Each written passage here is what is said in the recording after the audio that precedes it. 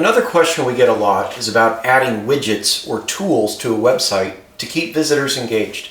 Content is king when it comes to SEO. Google wants the confidence to know that if it's going to send search traffic to a site, that site has enough information to satisfy whatever answers a visitor is looking for. The easiest way to do this is to fill your website full of pages of information about your industry. But there's a bit more to it than that.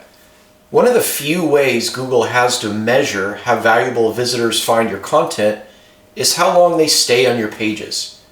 If people come to a page and hit the back button 3 seconds later, all you're doing is training Google that visitors don't find the content valuable.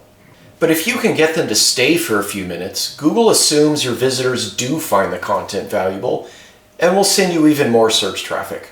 You should do your best to achieve this by writing compelling content that holds your visitors' attention, but it also helps to add images, infographics, and embedded video. All of these help keep visitors on your pages longer. If you want to take it to the next level, you can add tools and widgets for your visitors to play with. For example, a real estate website might have a mortgage calculator or a tool that lets visitors search available properties based on certain criteria. Almost every imaginable tool has already been built and is available for purchase and easily installed on your site. This is especially true if your site runs on WordPress. But your visitors might have seen these tools 100 times before, and they no longer capture their attention. The solution is to invent your own tool and have a web developer build it for you. It's easier and probably less expensive than you think. So let's say you have a real estate website and you dream up a unique way for first-time home buyers to understand what kind of home they can expect to get based on credit, location, down payment, things like that.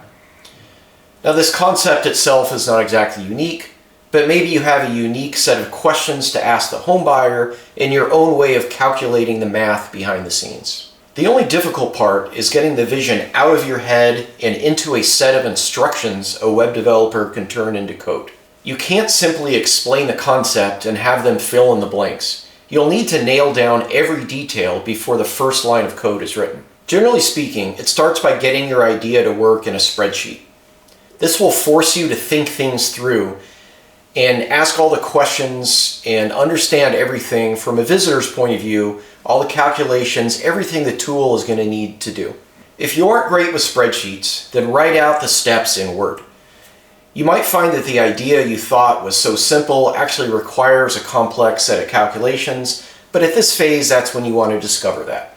Yes, you can hire someone to write out the steps for you, but they're going to ask so many questions that it's often faster just to do it yourself.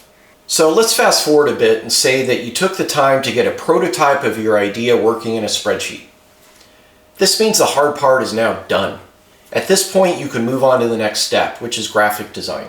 A graphic designer will look at your spreadsheet and design what the user will see. It will be based on the design style of your website and your branding. If your tool is simple, you can sometimes skip the step of sending it off to graphic design and hand it all over to your web developer at this point. But generally speaking, people who write code aren't great at design. So how do you get started with graphic design? Chances are you've never hired a graphic designer and don't know where to start. It's actually easy. Just go to Fiverr or Upwork or any site like that and do a search for web design. Look for freelancers who have hundreds of 5-star reviews. You know these people are going to do good work. Talk to several of them. Show them your spreadsheet, describe what you want, and get some estimates back. Depending on the price of some of these estimates, you may want to hire several designers at the same time to see a variety of different concepts. You can expect to pay anywhere from $30 to a couple $100 for graphic design. Now that you have a spreadsheet with all the calculations and a graphic design, you're ready to do the same with a web developer. So find a freelancer again on Fiverr or Upwork with lots of 5-star reviews, show them your spreadsheet, show them the graphic design, and get some estimates back. Development is going to be more expensive than graphic design, so expect to pay anywhere from a few hundred to maybe a few $1,000s if your idea is especially complex. So in summary, whatever tool you have in mind might already be invented and for sale as a subscription or a WordPress plugin. But if you want something unique, you need to invent it yourself. Your tool is likely going to need to ask a visitor for some information, Then the tool does some sort of calculation and provides something back to the visitor. Write down every step of the process. Get it all working in a spreadsheet. Once you've got instructions written down and calculations completed, then send it out to a graphic designer. When that's complete, send it out to a web developer. Usually for less than $1,000, now you have a custom tool on your website for visitors to engage with. I want to touch on one other question that gets asked a lot: how to copy someone else's tool. So maybe you see a custom tool on someone else's website that you like, and this tool is not already available as a WordPress plugin or a subscription.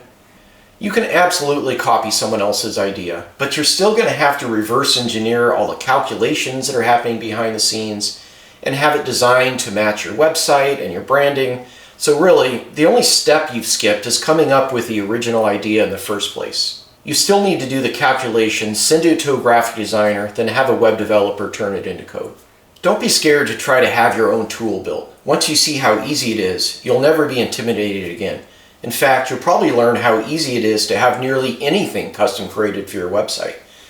And if you liked your designer and your developer, just keep going back to them for future projects, as they already have an understanding of your website and your business. The days of having to hire expensive design and development agencies is over. If you don't mind doing a bit of project management yourself, you can save thousands of dollars and still get high quality work.